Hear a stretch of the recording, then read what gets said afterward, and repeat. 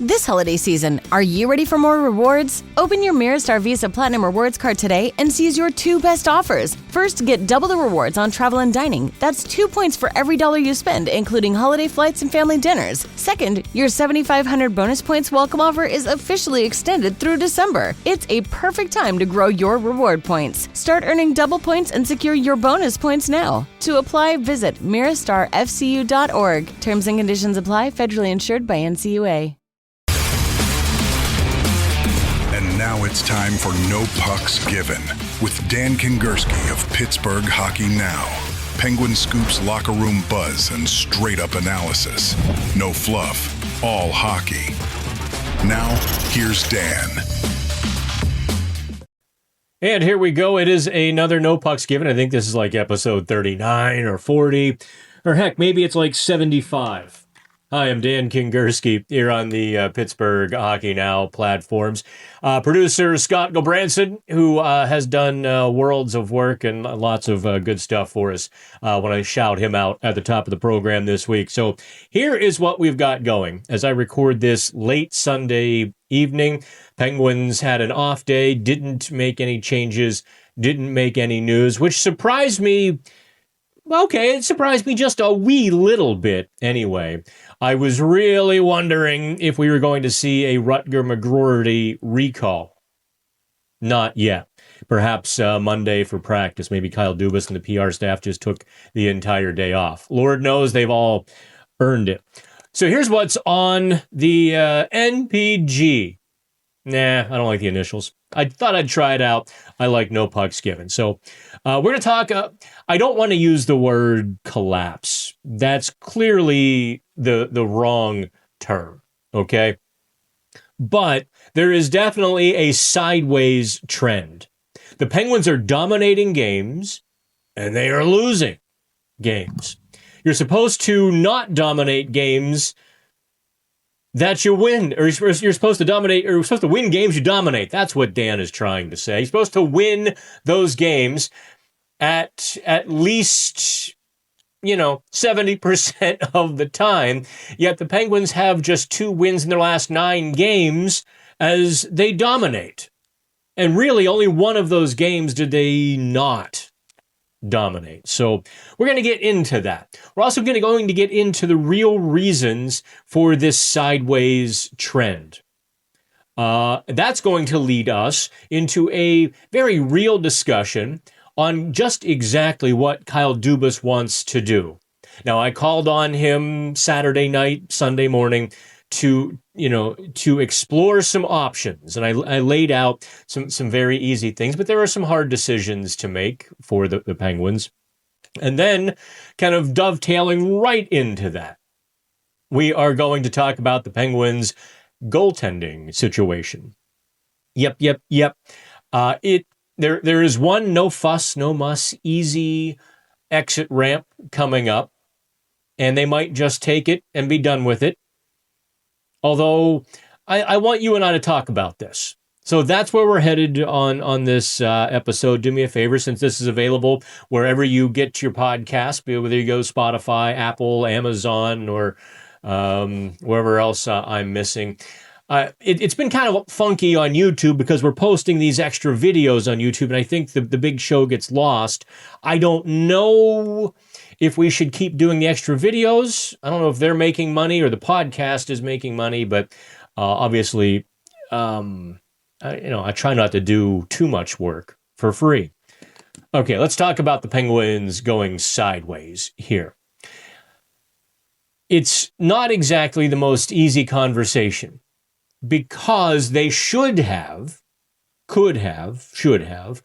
won most of the last 9 games. They really could be 7-2.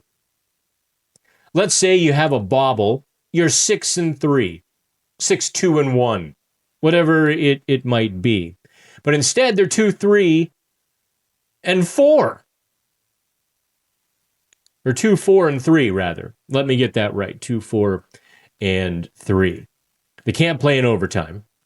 Can't win shootouts. So it's been a little bit brutal. That's for sure. First of all, before we get into the Penguins, Kyle Dubas activating Dubas, general manager powers. The Penguins lineup on each line probably has a player that shouldn't be there. That's a pretty big thing to overcome. With Rickard Rakell out, Ville Koivunen injured, the Penguins are sort of just mixing and matching and doing what they can. Right now, Connor Dewar has been on the top line. I want no part of criticism for Dewar. He's had a very good season. He is a scrappy, fine fourth-line winger who has brought a lot to the team this year. I don't need to criticize him. And it's not criticism to say that he's not working on the top line. That's an entirely separate role and division of labor, putting a player on the top line. And I don't think in any way, shape, or form that's working. What it's actually doing, because the Penguins are a bit top-heavy with their offense, is it is sort of regressing the entire team. When Sidney Crosby has that bad body language, and he had a bit this weekend. There was a bit of angry Sid that isn't the good angry Sid, but the bad angry Sid. After, pucks were, you can't say given away, but in effect, that's what happened when a player plays it like a hot potato and doesn't continue the rush or makes a bad dump in or plays it just far too quickly, gets it off his stick. That's in effect a giveaway. The Penguins' top line had far too many of those types of giveaways this weekend, and it really hampered their offense. I know they got a goal, but that was really a gift from Philip Grubauer on Saturday. That turnover, that was Dewar's just standing there in the on the wall to block it, and it comes right to him. He just snapped to Crosby before Grubauer gets back in the net. On the second line, Kevin Hayes, Malkin, and Mantha played extraordinarily well in the second game in Sweden.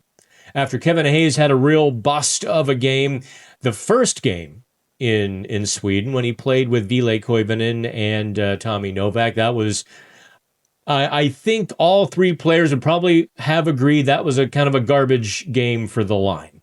They generated next to nothing, if not less than nothing. So putting him up on Malkin's line, it worked for a game. It didn't work for two more games. And I'm not going to pile on Kevin Hayes. He's a versatile, slick forward. Just hasn't found a lot of rhythm over the last several years.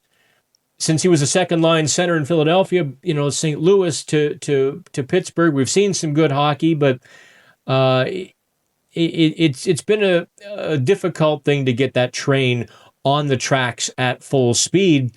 And that second line, Evgeny Malkin was zipping around this week. Evgeny Malkin actually had his legs on Friday in that beatdown loss to Minnesota. Malkin was actually pretty good in that game.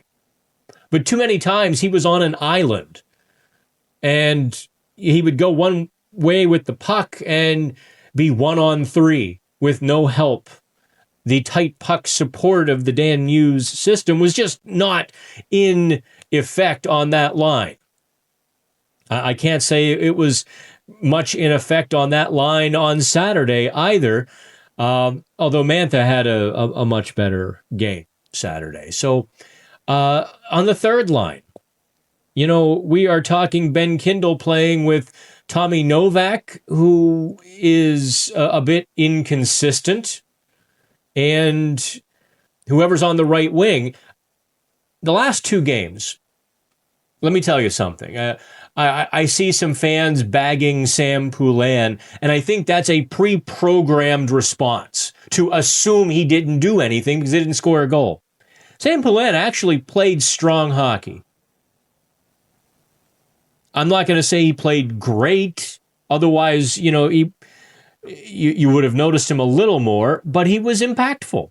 He was strong on the walls. He took the puck to the net and made some, good plays, got the puck off the wall. Yeah, played strong defense. I liked where he started.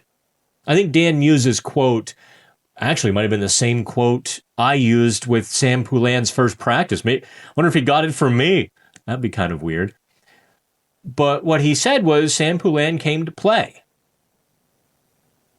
I would agree wholeheartedly with that. And I'm not going to criticize Sam Poulin.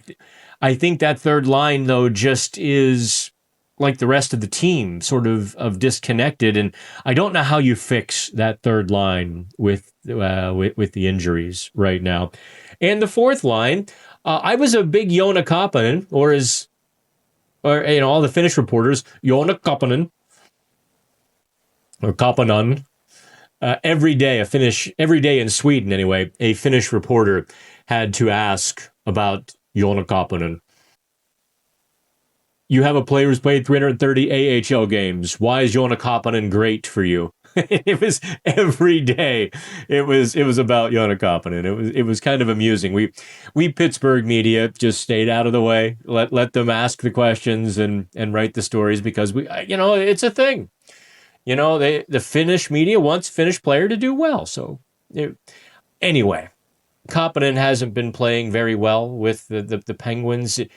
This holiday season, are you ready for more rewards? Open your Mirastar Visa Platinum Rewards card today and seize your two best offers. First, get double the rewards on travel and dining. That's 2 points for every dollar you spend, including holiday flights and family dinners. Second, your 7,500 bonus points welcome offer is officially extended through December. It's a perfect time to grow your reward points. Start earning double points and secure your bonus points now. To apply, visit mirastarfcu.org. Terms and conditions apply. Federally insured by NCUA. It's been a bit soft, and Danton Heinen sort of is, and not having Connor Dewar on that line takes away this sort of speed burst that has been so prevalent on that line with Blake Lizotte. I think it's not a coincidence when you remove Dewar from Lizotte, and then you take Achari off as well with the injury. But even just Lizotte and Dewar were sort of made to play together. It's like turbocharged 5'8" forwards who just go, and they create havoc for opponents, and that's missing. I would think Dan Muse with the data reflect goes back to some of those combinations and maybe bumps Heinen up into the top six instead of Connor Dewar. Or Kevin Hayes. I think that's coming. I also think it's imperative at this point they have to recall Rutger McGroarty.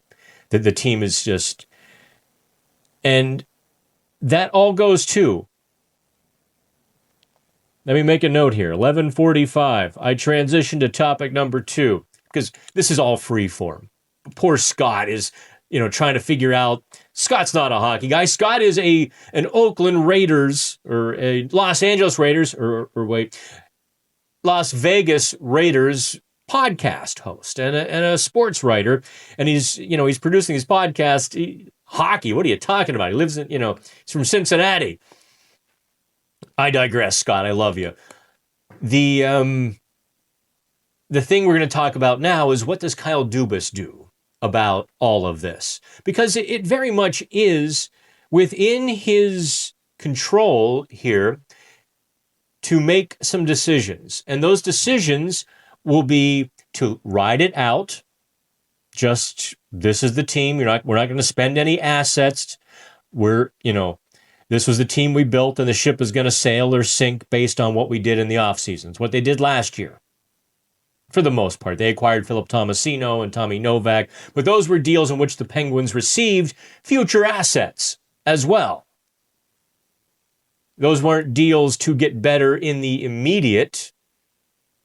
Well, I suppose the Novak deal, they wanted Novak over Bunting and Luke Schenn sort of in the immediate. But then again, they wound up with a second-round draft pick instead of Luke Schenn. To the point I'm making is that Kyle Dubas right now is going to be faced with the first big fork in the road. Does he attempt to fortify this team that has shown promise? Or does he not? If he attempts to fortify this team, now we start talking about what kind of acquisitions, what kind of trades can the Penguins make? Should he? And I think I would venture, and I don't know this, please don't say I'm reporting this, I would venture that if you ask the Penguins front office from top to bottom, you might get a split decision on if they should fortify this team. It's got to be tempting. If you look at the Eastern Conference, it is a mush. It is absolutely winnable. When the best team is the Carolina Hurricanes or the New Jersey Devils, because Florida is tattered. Florida will not have anything left by March. They are not the Florida Panthers this year. So do you just say, hey, if we're going to have a middle of the first round pick, what the heck? Let's have a later first round pick. Statistically speaking, there isn't a whole lot of difference between, say, drafting, let's call it 15th and 22nd. Not a whole lot of difference whatsoever statistically. I think if I'm in Kyle Dubas' chair, I do nibble at this. I'm not talking blockbusters. I'm not talking trying to go out and get a Nazem Kadri or one of these expensive star players. But I am trying to fortify the middle six. Otherwise, you're going to burn Sidney Crosby up. You're just going to, you're going to kind of burn up Evgeny Malkin as well. There needs to be some scoring help in the middle of that lineup. And I think it's affordable. I think it's attainable. I think it's out there. It can't be another soft winger who you're taking a chance on. I know a lot of people wanted Brad Lambert out of Winnipeg, who is sort of, asking out of Winnipeg, their 2020 first round pick, who I think was 30th overall. That's not the kind of player I'm thinking of. I'm not even thinking of a player like Nick Robertson in Toronto, who's actually kind of turning it on a little bit. I'm thinking of a solid veteran middle six guy who's, I think Dubas is very good at those under the radar sort of players. And I'm not going to start chucking names out because then we start debating those names rather than the principle and the idea that I'm driving home here is that Dubas probably should act.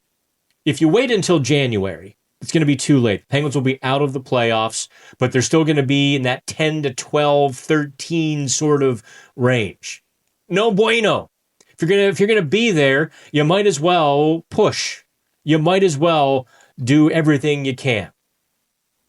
Now, topic 3, as we kind of roll into this at 16:49. You know what? Topic 3 dovetails perfectly into the trades, but I'm going to make you hang on one quick second here. On the No Pucks Given platform, on the Odyssey Podcast Network, we're going to take this break. On the video side, we keep going. On the podcast side, you have to wait for what I have. This holiday season, are you ready for more rewards? Open your Mirastar Visa Platinum Rewards card today and seize your 2 best offers. First, get double the rewards on travel and dining. That's 2 points for every $1 you spend, including holiday flights and family dinners. Second, your 7,500 bonus points welcome offer is officially extended through December. It's a perfect time to grow your reward points. Start earning double points and secure your bonus points now. To apply, visit mirastarfcu.org. Terms and conditions apply. Federally insured by NCUA. To say next.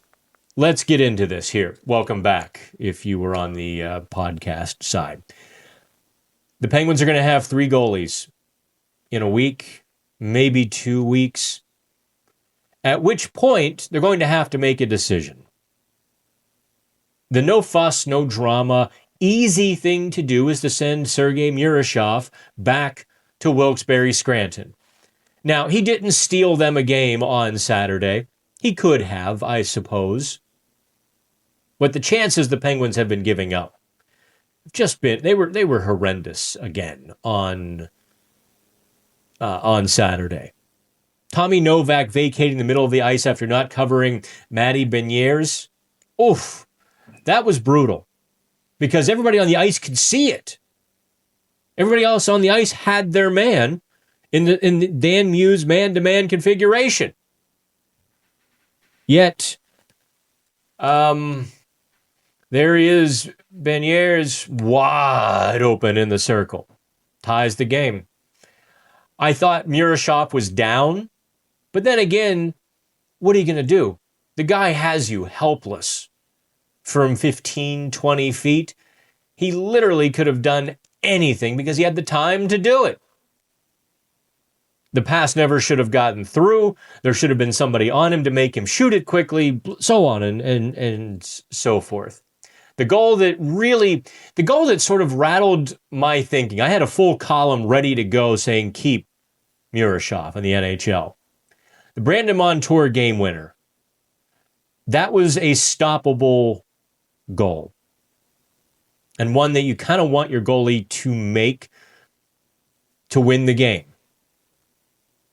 In fairness, Tristan Jarry, Rutger Silovs certainly have allowed their fair share of those goals over the last month of the season.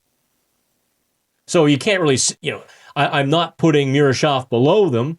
I'm just saying, okay, he's not superhuman yet. I do think he's got a chance to get pretty close. He'd be sort of one of those top tier, upper echelon goalies. What happens with Sergei Murashov?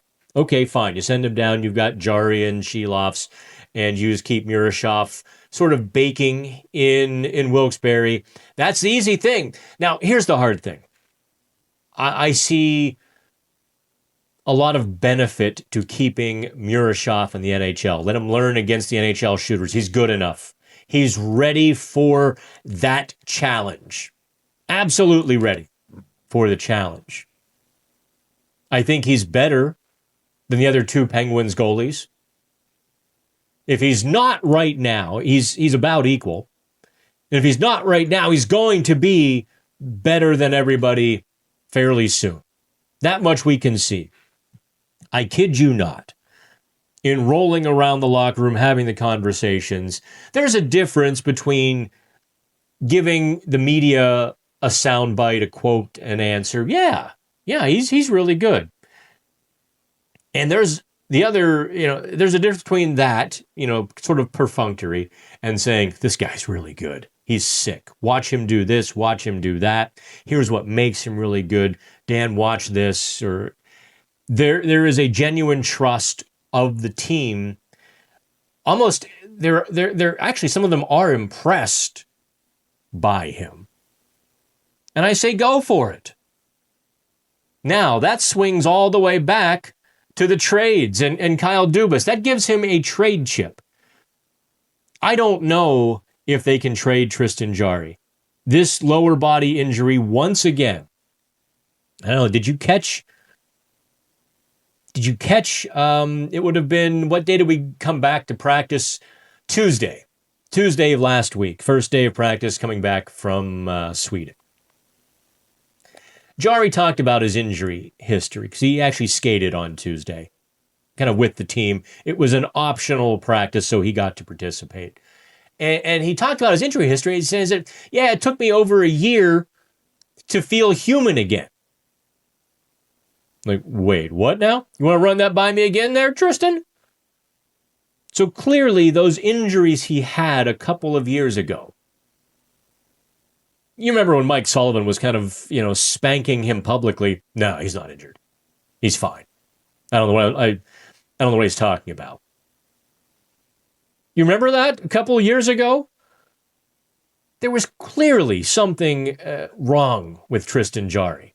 I mean, you always had the sense that there was a push-pull or some friction regarding that injury.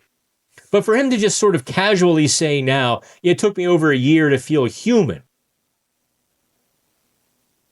And then now to suffer another lower body injury. I don't know that Tristan Jarry has any trade value. I think he's played really well this year, actually. 9/11 save percentage. He's kept the team in the games. He's made all the saves he should make. He's made some saves he wasn't supposed to make. Winning record, so on and so forth. I think he's looked a lot like the guy you want him to be. Nevertheless, that doesn't mean another general manager is going to take on 2.5 years of that contract.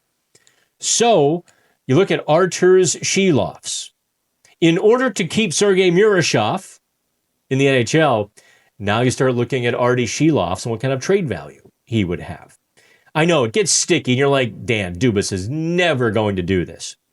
I tend to agree with you. But let me add this little sort of caveat. The situation isn't going to change either. Situation is not going to change for the next 2 years. Tristan Jarry is going to be, Tristan Jarry is signed through, is it 29? After this season, 26, 26, Jarry is signed through 28. Arturs Silovs is under team control until 2028. So at what point do you make the move? And I guess what I'm saying now, with the Penguins' glimmer of hope to do something, with it the window has now opened on Murashov. At any time, he can be an NHL goalie. So when do you do it? If not now, do you wait till after the season? Do you wait to the trade deadline? What do you do? Because there are 5 teams who are likely playoff bound with team save percentages below .885. That's brutal goaltending. There are 6 when you count Toronto. That Saturday afternoon anyway was at .886. Those are some teams that need some goaltending. So what can you get? Do you do it now to make space for Sergei Murashov? I would like to see him stress tested once more. I suppose it is Silovs' game on Wednesday before Thanksgiving, and then we won't see Murashov again until the weekend, and that's if Tristan Jarry isn't healthy by then. It all gets really complicated. And that's why I think Dubas might just throw his hands up and say, okay, no, Murashov, go back to the, Wilkes-Barre. This holiday season, are you ready for more rewards? Open your Mirastar Visa Platinum Rewards card today and seize your 2 best offers. First, get double the rewards on travel and dining. That's 2 points for every $1 you spend, including holiday flights and family dinners. Second, your 7,500 bonus points welcome offer is officially extended through December. It's a perfect time to grow your reward points. Start earning double points and secure your bonus points now. To apply, visit mirastarfcu.org. Terms and conditions apply. Federally insured by NCUA. Scranton Penguins. But if you want to add some scoring depth, I don't think trading Arturs Silovs will get you the scoring depth directly. I do think you probably could get something close to a second-round pick for Silovs.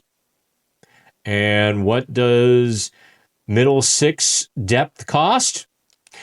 Yes, Dan, just about a second-round pick. So that's where it all sort of comes full circle. As we wrap up No Pucks Given, the last topic I want to get to is Dan Muse. I spent 15, 20 minutes talking with Muse this week. I got the one-on-one interview, which, by the way, more of you need to read, darn it. You can't always read the splashy Dan analysis or, the report cards and the trade stories. I want you to read the Dan Muse one-on-one interview. No, I didn't dive into systems work and picking at the F3s and all of that because I knew you definitely wouldn't read that. But it's just in the course of our conversation, I found his path interesting. Genuinely, I found myself listening, not sort of filtering, looking for stories. And I had to kind of pull myself back. Okay, Dan, this is an interview here. This is, because I completely lost myself for a second. He had a couple of moments, and I could very much relate to sort of these epiphanies in this moment when you know what you're going to do, what you want to do, what you're going to do. He was, he studied for a year. The LSATs, going to law school, goes into his open house at Suffolk Law School. It's like, wait a minute. I want to coach hockey. He'd already coached a year of high school hockey and, had coached, squirts and, at the lower levels. Like, you know what? I like being a teacher. I want to coach. And away he went from, basically a grad assistant. He was an assistant coach, D3 Williams College. He's like, I'm next to no, he emphasized, like, you couldn't imagine, next to no money, no health insurance, nothing. And he just quickly rises and rises and rises. I'm going to get to a point here with this Dan Muse story, because I want to get to sort of how he came to be, to tell you why Saturday and him baring his teeth for the first time was entirely significant. So he's sort of a self-taught guy in terms of coaching, in terms of he got a teaching job. He was sort of bemused by it as well. He got a teaching job at a Catholic high school outside Boston with no teaching experience, no certificates, no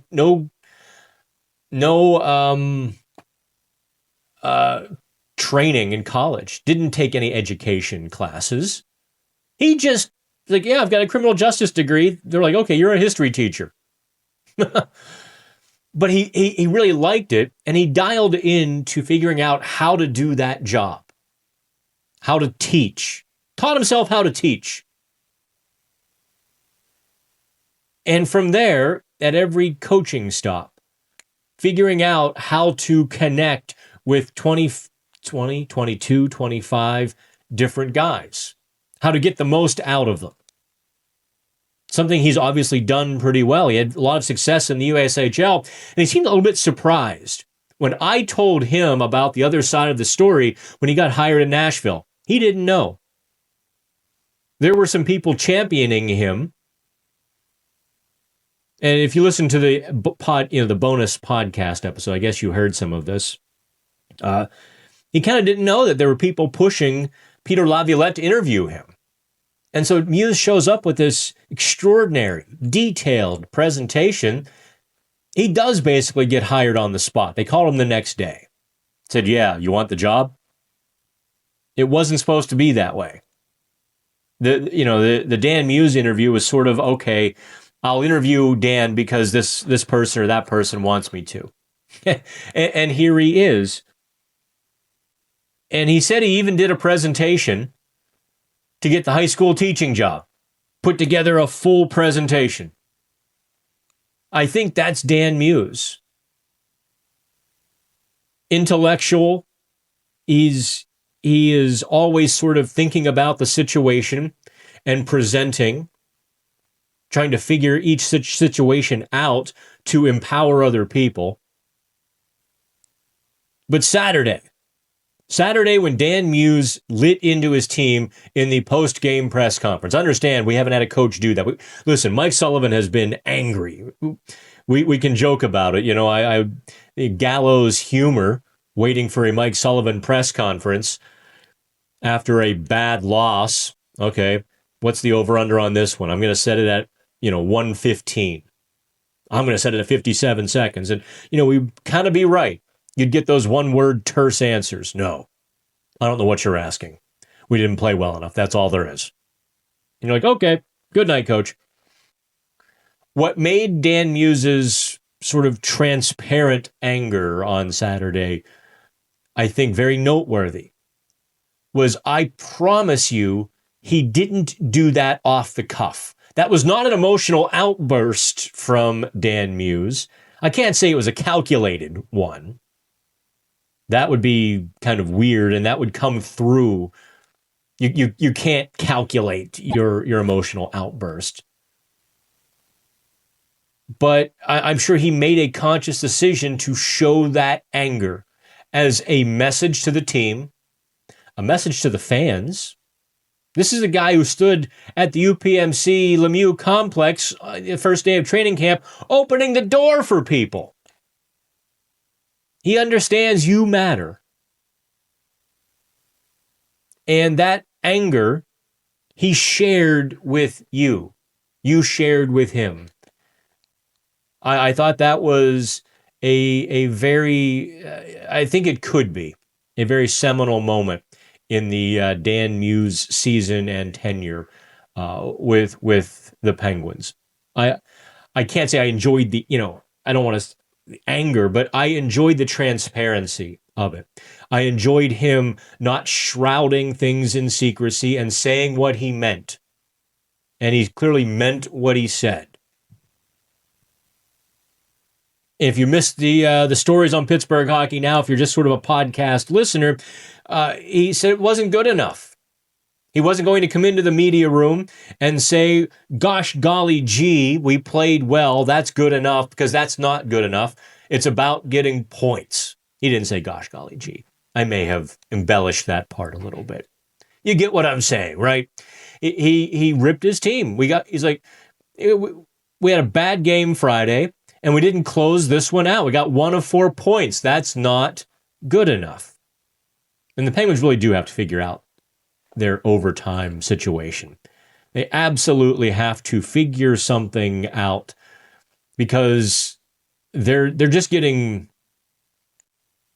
they can't win. They can't finish. If they get to the shootout, they're toast. There's going to need to be some out of the box thinking there. Actually, it's above my pay grade. I don't know. Do you have Ben Kindle and Sidney Crosby out there together? And I don't know. Can you have Anthony Mantha and Evgeny Malkin? Or do you have like Evgeny Malkin and Blake Lizotte out there together? Those are things that might need to be some trial and error. There's going to have to be maybe a few changes on that front. So that's it. That is this week's No Pucks Given. You will have this Monday morning. I suppose I should wish you all a happy Thanksgiving. I will have a little bit of turkey. Actually, I'll probably have some ham, because then I have to drive to Columbus. Ain't no rest for the wicked. Money don't grow on trees. All right, that's it. Have fun. I'm out. This holiday season, are you ready for more rewards? Open your Mirastar Visa Platinum Rewards card today and seize your 2 best offers. First, get double the rewards on travel and dining. That's 2 points for every dollar you spend, including holiday flights and family dinners. Second, your 7,500 bonus points welcome offer is officially extended through December. It's a perfect time to grow your reward points. Start earning double points and secure your bonus points now. To apply, visit mirastarfcu.org. Terms and conditions apply. Federally insured by NCUA.